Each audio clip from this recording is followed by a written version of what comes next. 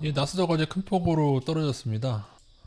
어제 4.5%가량 떨어졌는데, 근데 아직도 단기 추세는 유지가 되고 있죠. 그죠? 그리고 21선도 아직 안 깼고, 5일선을 이탈했습니다. 그러니까 저희가 5일선 이탈할 때 무조건 대응하기로 했기 때문에, 인버스를 뭐 5%든 10%든 늘릴 수 있는데, 뭐 20, 30%까지 뭐 늘 수도 있습니다. 그러나 인버스 우위라기보다 일부를 우리나라 주식 투자하는 중에 일부를 그냥 리스크 해지 차원에서 편입하는 것이지, 뭐 5% 떨어졌다고 뭐 나스닥 하방을 대거 늘린다거나 아직은 뭐 추세 이탈이 아니라서요.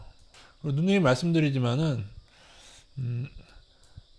고점에서 엄청 헷갈리게 할 겁니다. 하락하더라도. 물론 이 두 가지 생각이 있습니다. 하나는 너무 무리하게 지금 계속 끌어올렸기 때문에, 예전에 그 블랙 먼데이인가 그때 20몇 프로 떨어졌던 거예요, 하루에. 10몇 프로인가 20몇 프로인가, 그래도 하루에 엄청나게 폭락했던 적 있죠. 그런 식으로 크게 하락을 뚝 떨어지게 한번 나올 건지, 그 생각도 일부는 있습니다. 그러나 그럼에도 뚝 떨어지는 파동이 뭐 한 번 정도 이렇게 나오더라도, 분명히 이렇게 이 다 큰 법을 텐데요, 분명히 이렇게 반등하는 모습이 있기 때문에, 이제 뭐라고 늘 말씀드렸죠. 본격 하방 투자는 이렇게 완전히 장기 추세가, 이건 장기 추세거든요. 월봉이라 굉장히 긴 기간입니다. 여기도 장기 추세가 이탈할 경우에, 아직 멀었죠. 지금 깰 기미가 없죠, 장기 추세는. 그러나 언젠가 뭐 꿀렁거리든 뭐 여기서 꿀렁거리든 어떻게 되든 해서 깨는 때가 올 겁니다. 예, 그때가 오면은 뭐 어떻게 깨든 간에 그때가 오면, 그때는 굉장히 조심하면서 아마 하방 우위로 가게 될 수도 있습니다. 나스닥 굉장히 우위로 가게 될 것 같아요. 나스닥을 타겟으로 들어가게 될 건데, 근데 지금처럼 여기서 나오는 일차 하락은 또 감아 올릴 수도 있고, 일단 일봉상에서 봤을 때, 그러니까 그 생각이 중요합니다. 요거를 매도한 게 과연 주체가 뭐냐, 월가냐. 어쨌든 거래량은 조금 다시 늘고 있어요. 제가 말씀드린 거래량은 고점에서 늘면 좋지는 않은 건데, 그래도 정석적으로는 추가로 더 많이 늘리려면 일단 이거라도 깨야 됩니다. 이거라도 깨야 또 일부는 들어가셔도 되고요. 인버스 5일선에 해당하는 만큼 5일선의 가치를 크게 보겠다. 그럼 오늘 크게 들어가셔요. 대신에 5일선 회복하면은 팔아야죠. 무작정 들고 있으면 안 되고, 만약에 여기서 5일선 다시 회복해서 다시 고개를 들면은 인버스를 처분해야죠. 그죠? 그리고 또 하나는, 그러면은 혹시나 오늘 외국인이 코스피 선물을 던지는 게 아닌가 해서 봤더니 또 그것도 아니고, 선물은 조금 매수고요. 그리고 미니 선물은 매도인데 합쳐서는 여튼 2천억대 매수입니다. 물론 이거는 장중 지금 9시 40분 정도이기 때문에 언제든지 급변할 수 있죠. 급변할 수 있습니다. 그리고 지금 주식도 아까 조금 소폭 매수하더니 다시 매도로 돌아섰네요. 주식은. 그리고 희한한 것은 역시 개인들이 계속 사고 있다. 이 개인들이 이제 뭔가에, 저는 한 반 정도는 부동산 투기세로 큰 쩐주들일 거라고 보고요. 반은 이제 그 일반 개미들, 환장한 일반 개미들, 여러분과 저 같은 일반 개미들일 텐데,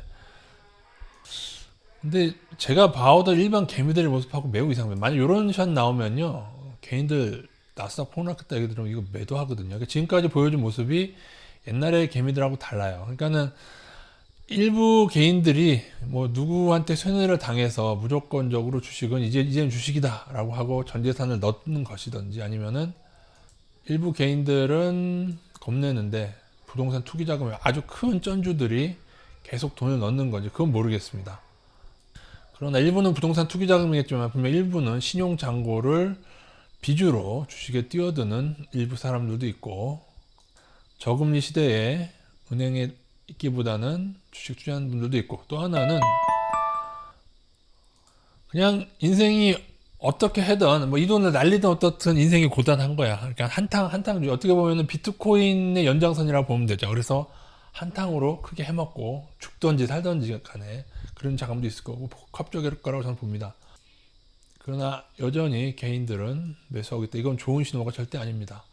그래도 일단은 외국인이 선물을 뭐 대거 매도하거나 선염을 대거 매도하는 거 아니라서, 오히려 나스닥은 더 떨어지더라도 오히려 디커플링이랑 나스닥은 떨어지는데 우리 증시 별로 안 떨어지거나 오르는 걸 디커플링이라고 하는데, 그런 것도 염두에 두시고요.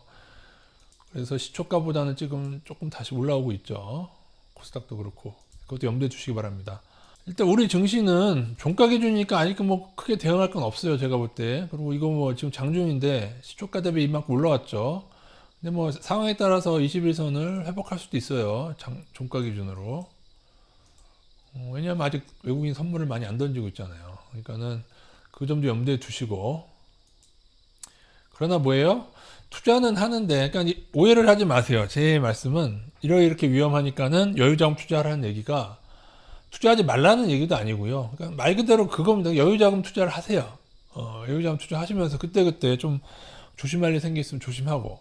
근데 저는 어떤 경우에라도 주식 여러분 여유자금이라면은, 여러분 예를 들어 여유자금이 뭐 1,000만 원이라고 한다면은 정말 장이 안 좋아질 거라고 해도 2, 300만 원 투자하세요. 뭐 그거 하락 당하면 어때? 200만 원 정도 하락 당하면 어때요?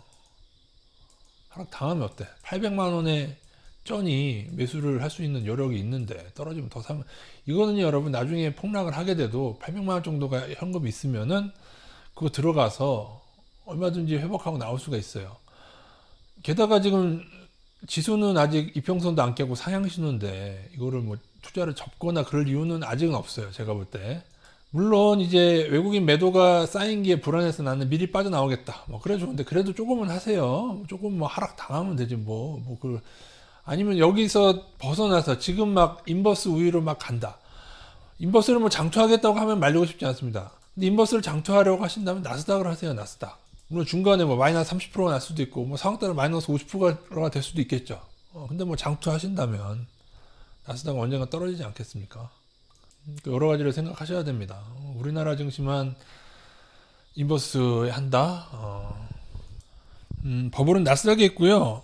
중간에 이렇게 원래 그 작전하던 투기하던 품목이 더 많이 고점에서 원래 변동성이 이렇게 큰데 결국에 장기적으로는 나스닥이 더 많이 떨어진다고 보셔야 됩니다. 물론 여기서 하방을 확 들어가는 게 맞을 수도 있어요. 나스닥이 뭐 더 흘러내리고 나스닥만이라도 뭐 더 흘러내리고 우리 증시가 좀 버티더라도 뭐 그렇게 될 수도 있고, 지금 다운 나스닥 동반 하락은 아니고 나스닥만 좀 떨어진 건데 다우는 조금 덜 떨어졌거든요. 물론 다우도 5일선 깨지긴 했는데 물론 한 가지 안 좋은 거 있습니다. 만약 반도체가 여기 이 상승추세 깨게 되면 우리나라는 이제 삼성전자가 시총상이라 직방 영향을 받겠죠.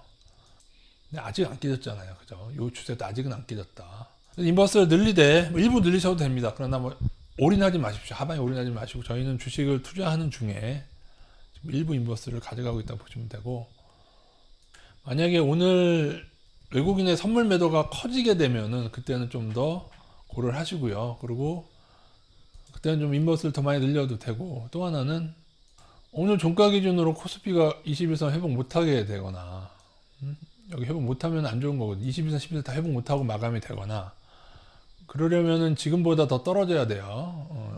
지금이 21선 걸려있는 자리거든요. 1.4% 정도 하락한 게. 그러면은 막 마이너스 1.7%나 2% 정도 하락으로 마감되면은 그때 대응하면 되죠. 이건 종가니까 뭐 대응할 거 없고. 코스닥도 올라오고 있죠. 코스닥도 지금 5일선, 코스닥도 마찬가지입니다. 5일선을 만약 깨져서 마감한다, 그럼 대응할 거야. 그리고 이거 전고점하고도 5일선하고 비슷한데, 전고점 깨져서 마감한다, 그럼 좋은 게 아니기 때문에, 그럼 일부 대응할 것 같습니다. 코스닥 인버스 추가로 늘릴 것 같긴 해요. 근데 사실 저희 지금 중소형 서비스는 ETF, 원자재 ETF가 한 30% 정도 되고, 지금 70% 주식 비중 중에, 그럼 사실 제가 말씀드린 대로 일부 인버스는 천천히 줄어서 이 중에 인버스가 또 일부 있다고요. 인버스 고려하면 지금 저희는 투자 비중이 한 30에서 40% 되려나? 이것도 좀 왔다 갔다 해서 30에서 40% ETF도 왔다 갔다 해가지고요. 그래도 여러분 이 한 70% 있는 중에 예를 들어서 한 10% 정도가 15% 인버스라고 해도 그래도 50%, 55% 투자할 수 있지 않습니까? 인버스 20이라고 칠까? 20이고 여기 50이라고 해도 이 50만으로도 잘 선택하면 요즘에 워낙에 일부 급등 업종들이 있어서 좀 그래도 괜찮거든요. 인버스를 껴도 괜찮으니까 여유자금이라는 전제 하에서는 각자 판단하시기 바라겠습니다. 결국은 하락 전환하겠지만 엄청 헷갈리게 할 겁니다. 엄청 헷갈리게 할 거예요. 급락했다가 또 급반등할 수도 있고 엄청 근데 저희는 추세가 이탈할 경우, 단기든 장기든 추세가 이탈할 경우에는 반드시 꼭 조심하시기 하겠습니다.